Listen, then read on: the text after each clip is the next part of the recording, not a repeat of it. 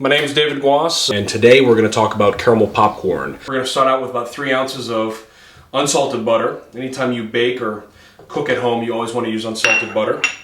We're going to add a little bit of water. This is about 2 tablespoons of just regular warm water. We've got a little bit of corn syrup. Here we're using about 1/4 cup.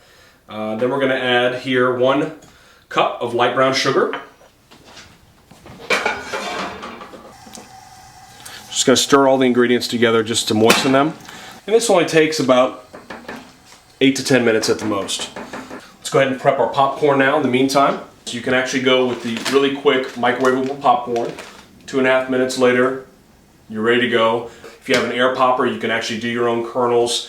And what I'm going to do here is just take a little bit of corn oil and go ahead and coat a large stainless steel bowl, with high sides.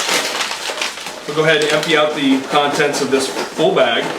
You can see now we've got a nice simmer. It's not too rapid to where the heat is just popping and the sugar's going everywhere. Alright, so now our sugar's ready.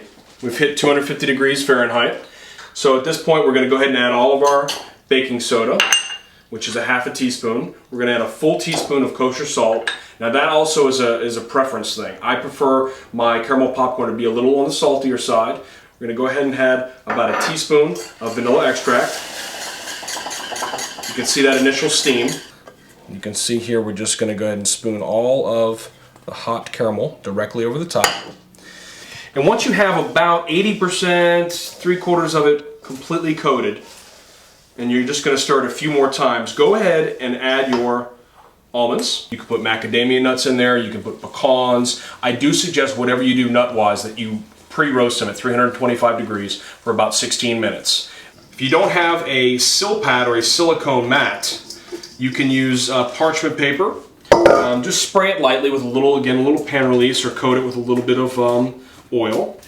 Every 15 minutes we're going to take that same spatula and we're going to sort of fold that caramel and that popcorn, evenly distributing it and rotating it on the sheet pan. And set our timer for 15 minutes.